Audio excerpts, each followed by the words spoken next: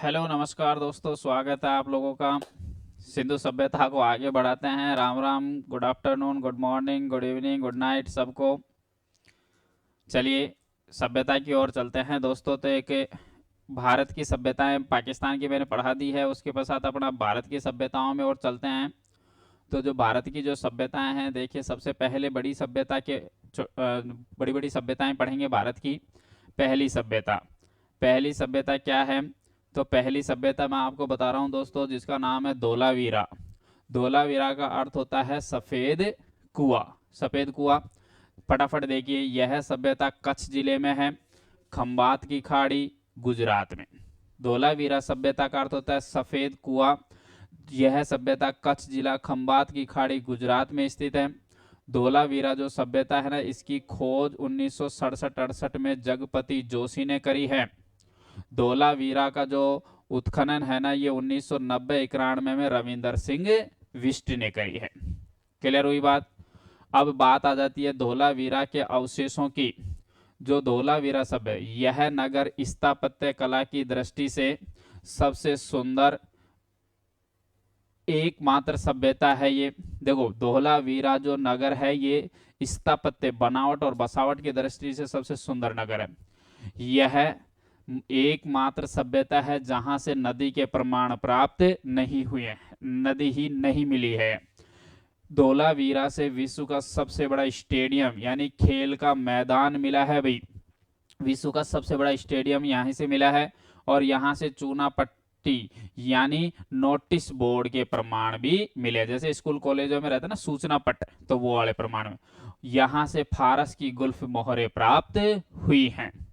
धोलावीरा की लास्ट विशेषता में देखें तो धोलावीरा से त्रिस्तरीय समाज मिला, यानी समाज 3 भागों में बटा। अमीर लोग, सर्वोच्च लोग, मध्यम वर्ग और निम्न वर्ग। यह नगर सर्वोच्च जल प्रबंध के लिए जाना जाता है, क्योंकि यहां से निर्मित हौज यानी बांध के प्रमाण मिले हैं। क्लियर हुई बात? धोलावीरा बहुत छोटी सभ्यता दोस्तों, विशेषताएं भले याद ना हो तो कोई बात नहीं, महत्वपूर्ण महत्वपूर्ण लाइनें याद कर लेना थोड़ी। लेकिन सभ्यता, सभ्यता का अर्थ और कहाँ स्थित है, ये सबसे बड़ा। और अगर नदी हो तो नदियों के बारे में भी देखें। ठीक है, तो यह जो सभ्यता है एकमात्र ऐसी सभ्यता है जहां से नदी के प्रमाण नहीं मिले हैं। क्यों? क्योंकि ये कच्छ के रण वाले क्षेत्र में स्थित है। ठीक है, उसके बाद अपना आगे चलते हैं। तो बहुत बड़ी सभ्यता आ रही है, इस सभ्यता को आप देख ही रहे होंगे। कौन सी सभ्यता आ रही है? तो ये जो है अपनी कालीबंगा सभ्यता। अब कालीबंगा जो सभ्यता एक बहुत बहुत महत्वपूर्ण सभ्यता है। इसको राजस्थान के मैटर में दोबारा से भी अपन पढ़ेंगे। अभी आप इसे पढ़िए कालीबंगा सभ्यता के बारे में। तो देखिए कालीबंगा जो सभ्यता है वो क्या है। कालीबंगा, यह सभ्यता हनुमानगढ़ में है, हनुमानगढ़ राजस्थान में है। घग्गर, घग्गर नदी का दूसरा नाम है सरस्वती नदी। तो घग्गर या सरस्वती नदी पर स्थित है। और कालीबंगा का अर्थ होता है काले रंग की चूड़ियां। ठीक है दोस्तों, कालीबंगा की खोज 1951-52 में किसने करी है? अमलानंद घोष ने। स्वतंत्र भारत में राजस्थान के क्षेत्र में पहली खोजी गई सभ्यता कालीबंगा है। अमलानंद घोष का आपको ये मिलेगा पीए घोष, प्रोफेसर अमलानंद घोष। कालीबंगा का उत्खनन सन 1961-62 से 69 के मध्य निम्न व्यक्तियों के द्वारा किया गया। पहला व्यक्ति जिसका नाम है बीवी लाल, बीवी लाल का पूरा नाम है ब्रजवासी लाल। दूसरा व्यक्ति है जिसका नाम है बीके थापर, बीके थापर का नाम है बालकृष्ण थापर। कालीबंगा आद्य ऐतिहासिक कालीन अर्थात कांस्य युगीय सभ्यता है और ये एक नगरीय सभ्यता है, इसलिए यहाँ परिवार मात्र, सत्तात्मक और प्रणाली एकल। ये मैंने आपको विशेष बातें शुरुआत की क्लास में बताई थी। कोई सी भी सभ्यता हो आद्य ऐतिहासिक काल यानी कांस्य युगीन मिलेगी, कांस्य युगीन मिलेगी तो नगरीय है, नगरीय है तो मात्र, सत्तात्मक और एकल परिवार पर। कालीबंगा जो सभ्यता है इसे डॉक्टर दशरथ शर्मा ने सिंधु सभ्यता की तीसरी राजधानी कहा है। दोस्तों, दो व्यक्ति हैं चाइल्ड और व्हीलर, सॉरी स्टुअर्ट और पिगट। स्टुअर्ट और पिगट महोदय ने हड़प्पा और मोहनजोदाड़ो को जुड़वा राजधानी कहा है। तो हड़प्पा मोहनजोदाड़ो जुड़वा 2 हो गई और एक तीसरी दशरथ शर्मा ने कालीबंगा को बताया। कालीबंगा जो सभ्यता है यहां से अपन को समकोण सड़कें प्राप्त हुई हैं। समकोण सड़कें प्राप्त हुई है जिनके कई सारे, जैसे समकोण सड़कें क्या होती हैं, जैसे इस तरीके से, यानी समकोण सड़कें मतलब सड़कें सीधी होती हैं, कोई घुमाव नहीं है। तो चाहे उत्तर से दक्षिण या दक्षिण से उत्तर या फिर पश्चिम पूर्व कैसे भी जाए ना, तो सड़कें एक दूसरे को काटेंगी। तो देखो 90 डिग्री का कोण बन रहा है, कहीं भी देख लीजिए आप 90 बन रहा है, तो समकोण होगी ना। तो इसलिए इनका पहला नाम है जाल पद्धति, जाल के रूप में दिख रही है। दूसरा नाम है चेसबोर्ड पद्धति, तीसरा नाम है ऑक्सफोर्ड पद्धति और चौथा नाम क्या है, ग्रेड पद्धति। तो कालीबंगा की सड़कें हैं, इन सड़कों के कुछ नाम है, और जो नाम है कालीबंगा की जो सड़कें हैं उनके, तो वो इस तरीके से हैं, ये 4 नाम है। ठीक है, कालीबंगा जो है, इस कालीबंगा के बारे में और विशेषताएं अपन देखें आगे आगे बढ़ते हुए। तो देखिए जो कालीबंगा जो सभ्यता है, इन कालीबंगा के जो घर अपन को प्राप्त हो चुके हैं, तो कालीबंगा में घरों के दरवाजे किधर की ओर खुला करते थे, पीछे की ओर गली में। जैसे मान लीजिए आज अपन घर बनाते हैं तो मुख्य रोड जो भी होगा, चाहे गली का रोड हो चाहे मेन रोड हो, तो उधर की ओर रखते हैं दरवाजा। लेकिन कालीबंगा में ऐसा नहीं मिला, घरों के दरवाजे पीछे की ओर खुला करते थे। कालीबंगा जो है, इस कालीबंगा में घरों का निर्माण प्रारंभ में तो किया गया कच्ची ईंटों से, लेकिन बाद में किन से किया गया, पक्की ईंटों से। और ये जो ईंट हुआ करते थे कालीबंगा में, उनका अनुपात ये है दोस्तों, 4:2:1, यानी लंबाई गुणा चौड़ाई गुणा ऊंचाई। क्लियर। कालीबंगा के घरों से हथियार प्राप्त नहीं हुआ है। अगर हथियार नहीं मिला है तो क्या अर्थ निकाला है, इसका मतलब ये हो गया ये शांति प्रिय थे, शांति प्रिय होते थे, लड़ाई झगड़ा नहीं करते थे। एक बात। दूसरी बात, कालीबंगा के घरों की दीवारों में क्या मिली है, दरार। अब देखो दीवार में दरार मिली है तो इसका मतलब क्या है, ये दीवार हिली होगी, और दीवार धरती पर, इसका मतलब धरती हिली होगी, तो इसका मतलब क्या आया होगा, तो भूकंप आया होगा। विश्व में पहली बार भूकंप के प्रमाण कहां से मिल रहे हैं, कालीबंगा से मिल रहे हैं। सबसे बड़ी विशेषता, विश्व में सर्वप्रथम लकड़ी से बनी हुई नालियां कालीबंगा से मिली हैं, ये याद रखिएगा। विश्व में पहली बार, प्रमुख विशेषताएं, सबसे ज्यादा महत्वपूर्ण विशेषताएं, विश्व में सर्वप्रथम नगर निगम जैसी व्यवस्थाएं, क्योंकि नालियां इस डिजाइन की मिली है दोस्तों कालीबंगा में, इस डिजाइन की, तो नगर निगम जैसी व्यवस्थाएं भी कहां से मिली है, कालीबंगा से। कालीबंगा से एक माधा क्या मिला है, कंकाल। उस कंकाल में या तो 3 या 6, सर्वाधिक 6 छिद्र मिले हैं। इसका मतलब ये हो गया कि ये उपचार करते थे, बीमार लोग हो जाते थे तो उपचार भी किया करते थे। तो मतलब कालीबंगा वासियों को एक रोग होता था जिसका नाम है हाइड्रोस्पिलिस, जिसके निदान हेतु खोपड़ी में क्या करते थे, छिद्र। अर्थात विश्व में सर्वप्रथम शल्य चिकित्सा की जानकारी भी कहां से मिली है, कालीबंगा। देखो कितनी महत्वपूर्ण बातें हैं। कालीबंगा से अलंकृत क्या मिली है, ईंटें, सजावटी फर्श, आंगन, घरों में आंगन होता है, तंदूरी चूल्हा मतलब मिट्टी का गोल चूल्हा होता है, उस्त्रा और व्याघ्र की मुद्राएं मिली हैं। कालीबंगा से 7 हवन कुंड मिले हैं, और उस हवन कुंड के बाद पास में एक मुद्रा मिली है, चित्र मिला है, जिसमें चित्र में देखा गया है कि एक व्यक्ति पशु को लेकर हवन कुंडों की ओर बढ़ रहा है। अगर यह हवन कुंडों की ओर बढ़ रहा है, अर्थात यहां से पशुओं की क्या दी जाती थी, बलि, लेकिन मंदिर के प्रमाण नहीं मिले। इसका मतलब ये बलि तो दी जाती थी, लेकिन किस देवी देवता को समर्पित है इसकी जानकारी नहीं मिली है। कालीबंगा से हल से जुते हुए खेत मिले। देखो सबसे बड़ी बात, हल से जुते, पूरे भारत में पहली बार हल से जुते खेत कालीबंगा से। और यहाँ कपास की क्या करते थे, कृषि। तो कालीबंगा में कपास की कृषि के प्रमाण भी मिले हैं। जुते खेतों को समतल करने के लिए, देखो आज अपन अगर खेतों को जोत लगा देते हैं तो उसको समतल अगर करते हैं तो मेज, बड़ा लकड़ी का फंटा सा प्रयोग करते हैं ना, उसको अपन पाटा भी कह देते हैं। लेकिन कालीबंगा वासी क्या कहते थे, चावर। आरपी में आया हुआ क्वेश्चन है ये, तो चावर का प्रयोग किया करते थे। क्लियर। उसके बाद अपन आगे चलते हैं कालीबंगा की और विशेषताओं में। तो जो कालीबंगा है, ये कालीबंगा वासी क्या क्या करते थे, देखो कालीबंगा वासी संयुक्त खेती करते थे। खोती है, खेती है। देखो संयुक्त खेती का मतलब, जैसे मान लीजिए एक खेत बनाना, एक है, उसके 4 टुकड़े करते थे, और ये क्या करते थे, सरसों, चना, गेहूं, जौ और कपास। ये विश्व में पहली बार कपास के प्रमाण तो हड़प्पा से मिले हैं, विश्व में पहली बार, लेकिन भारत में पहली बार पूछे तो कालीबंगा से मिले हैं। क्लियर हुई बात, ये है बात। यहां कृषि और पशुपालन भी करते थे। अब देखो कृषि में तो ये हो गए, और पशुपालन में देखो यहाँ ऊंट पालने की जानकारी तो मिली है, यहां से ऊंट तो पालते थे, लेकिन घोड़े को नहीं पालते थे कालीबंगा वासी। इसका मतलब ऊंट पालते थे लेकिन घोड़े को नहीं पालते थे। लेकिन पालते कुछ तो पालते हैं ऊँट। तो जो व्यक्ति मतलब खेती भी करे और पशुपालन भी करे तो कैसी कृषि होगी? मिश्रित कृषि। कालीबंगा से ऊँट पालने की जानकारी मिली, लेकिन घोड़े को पालने की जानकारी नहीं मिली। अगर अपन देखते हैं कालीबंगा का समय काल, तो ये हड़प्पा के समकालीन है दोस्तों, ये तो समय काल है ही। C14 रेडियो कार्बन, इसके अनुसार 2300 से लेकर 1750 ईसा पूर्व कालीबंगा सभ्यता हड़प्पा सभ्यता की क्या है? समकालीन है। क्लियर हुई बात? तो ये कालीबंगा सभ्यता, उसकी प्रमुख प्रमुख विशेषताएं मैंने आपको बतलाई। अगले पेज पे चलते हैं, अगली सभ्यताएं मैं आपको बताऊं तो बहुत बड़ी सभ्यता है दोस्तों, ये भी बड़ी सभ्यता है। तो थोड़ा सा जूम करके बता देता हूं आपको किस तरीके से है ये सभ्यता, क्या क्या क्या प्रमाण अपन को देती है। यहां से क्वेश्चन पुटअप होने के चांसेस ज्यादा रहते हैं इस सभ्यता से, ठीक है। इस सभ्यता से जो है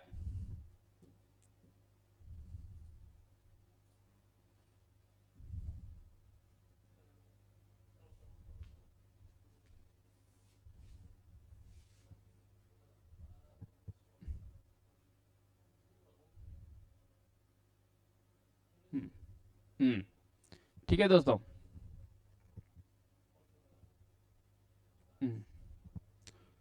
ये अब देखिए इसके बारे में अपन बात करते हैं। तो ये सभ्यता जो है उसका नाम है दोस्तों लोथल। यह है अपनी सभ्यता। यह सभ्यता कहाँ है? तो ये अहमदाबाद में है, गुजरात में। जिस नदी के तट पर, उस नदी का नाम है भोगवा। इस नदी पर स्थित है ये। लोथल सभ्यता की खोज 19 जो 54-55 में करी। किसने? तो श्री रंगनाथ राव ने। इसी ने लोथल को मतलब उत्खनन भी किया है। लोथल को दोस्तों लघु हड़प्पा कहते हैं। एक तो छोटा हड़प्पा का छोटा स्वरूप, लघु मोहनजोदाड़ो भी कहा जाता है। लोथल सिंधु सभ्यता का बंदरगाह स्थल भी, मैंने बताया था 2 बंदरगाह स्थल है, एक तो लोथल और एक सूतका गेंडोर। लोथल सिंधु का बंदरगाह, इस बात की जानकारी 1962 ईस्वी को जॉर्ज डेल्स के द्वारा दी गई है। लोथल से खिलौने रूपी एक लकड़ी की नाव और एक चट्टान पर नाव और जहाज के क्या मिले हैं? चित्र। बंदरगाह है, इस वजह से नाव और जहाज की चित्रकारी मिली और लकड़ी की नाव भी मिली। लोथल को डॉकयार्ड, डॉकयार्ड मतलब जहां जहाज रुकते हैं ना, तो जहाजों की गोडी, जहाजों का बाड़ा कह सकते हैं, ठीक है। लोथल को सिंधु का प्रथम व्यापारिक नगर, पहला व्यापारिक नगर लोथल है और दूसरा व्यापारिक नगर चनहुद्रो पाकिस्तान में है। मैंने बताया ही था आपको, व्यापारिक औद्योगिक नगर को कहेंगे। लोथल से मन के बनाने के कारखाने, देखो चनहुद्रो से मन के बनाने के औजार मिले, लेकिन कारखाने यहां मिले हैं, फैक्ट्रियां यहां पे हैं। क्लियर? तो यहां से फैक्ट्रियां मिली हैं अपन को। लोथल से चक्की के पार्ट मिले हैं, चाकी मतलब आटा पीसने की चक्की। चावल के साक्ष्य मिले हैं। युगल समाधियां, युगल समाधियां मतलब एक साथ महिला पुरुष दोनों की समाधियां एक साथ मिली। तांबे से निर्मित चूड़ियां, माप तोल के बाट, हाथी दांत का पैमाना और घोड़े की मरण मूर्तियां, इतनी मिली। पंचतंत्र की चालाक लोमड़ी जैसी चित्रकारी मिले। पंचतंत्र की एक जो पुस्तक है विष्णु शर्मा ने लिखी, उसमें जो चालाक लोमड़ी की कहानी है, वैसी लोमड़ी की चित्रकारी यहां से मिली। और जो लोथल है, लोथल के घरों के दरवाजे मुख्य सड़क, अभी मैंने बताया कि कालीबंगा में घरों के दरवाजे पीछे की ओर गली में खुलते, लेकिन लोथल में घरों के दरवाजे मुख्य सड़क की ओर खुलते हैं। लोथल से 20 कब्रें मिली हैं मात्र, जिनमें से 3 कब्रों में युगल समाधि, यानी एक कब्र में मानव शव के साथ बकरे का कंकाल मिला है, अर्थात नरसिंह देव जैसी कब्र के प्रमाण मिले हैं। ये भी प्रमाण है अपन को। यहाँ क्या कहना चाहता है ये कहना चाहता है, अगर अपन देखें तो जो कालीबंगा जो सभ्यता है, ये कालीबंगा जो सभ्यता है, इस कालीबंगा सभ्यता सॉरी जो लोथल जो सभ्यता है, इसमें मतलब बकरे और मानव दोनों मिले हैं। इसका मतलब ये हो गया नरसिंह देव, हिंदू धर्म के तहत एक अवतार हुआ था नरसिंह देव, तो उस तरीके से मानव और जानवर के एक साथ होना, मतलब नरसिंह देव जैसी कब्र मिले हैं, ठीक है। और यहां से अपन को दिशा मापक यंत्र की जानकारी भी प्राप्त हुई है। क्लियर दोस्तों? तो ये लोथल सभ्यता हो गई। उसके पश्चात जो छोटी छोटी सभ्यताएं हैं, फटाफट मैं आपको बताऊं। अगर मैं बात करूं इनके बारे में अगर मैं बात करूं तो देखिए सबसे पहले है सूतका गेंडोर। सूरकोटड़ा है, गुजरात में है। यहाँ से घोड़े की अस्थि पंजर मिला है और तराजू का पलड़ा मिला है, और यह नगर पत्थरों से निर्मित दीवारों से घिरा हुआ है। दूसरा है रंगपुर, यह अहमदाबाद गुजरात में है। कहाँ, कौन सी नदी पर? तो भादर नदी पर। और यहाँ से चावल और बाजरे की कृषि के प्रमाण, और धान मतलब होता है चावल का छिलका। फिर है रोजदी, गुजरात में है। यह सभ्यता राजकोट गुजरात में, भादर, देखो ये भी भादर नदी पर है, ये भी भादर नदी पर है। और हाथी के क्या मिले हैं? अवशेष। राखीगढ़ी, दिल्ली पुलिस का क्वेश्चन रहा है पिछली बार, दिल्ली पुलिस में आया है। यह सभ्यता जिंद जिला हरियाणा में है। यह क्षेत्र भारत में सिंधु का सबसे बड़ा भाग है। सिंधु का सबसे बड़ा पहला भाग है राखीगढ़ी। राखीगढ़ी भारत में पहला बड़ा भाग है राखीगढ़ी, और दूसरे नंबर का कौन सा है? धोलावीरा। ठीक है, ये धोलावीरा। भारतीय क्षेत्र में दो बड़े क्षेत्र राखीगढ़ी और धोलावीरा है। अगली सभ्यता है बुर्ज होम, जम्मू कश्मीर में। बुर्ज होम शब्द का अर्थ क्या होता है? जन्म स्थान। बुर्ज होम का अर्थ क्या होता है? जन्म। यहां से पालतू कुत्ते का क्या मिला है? शव। तो पालतू कुत्ते का शव अपन को सबसे पहले बुर्ज होम से प्राप्त हुआ है। ठीक है, उसके बाद और भी कई सारी सभ्यताएं हैं, उनमें अगर अपन देखते हैं आगे तो देखिए यहाँ पे रोपड़ पंजाब में है। यह सभ्यता लुधियाना पंजाब सतलज नदी पर। यहां से तांबे की कुल्हाड़ी और मानव शव के नीचे कुत्ते का शव मिला। देखो सबसे पहले जो है अपन को कुत्ते का शव मिला है वो तो मिला है बुर्ज होम जम्मू कश्मीर से, चिनाब नदी पर। लेकिन कुत्ते को पालतू बनाए इस बात की पहली जानकारी है रोपड़ से।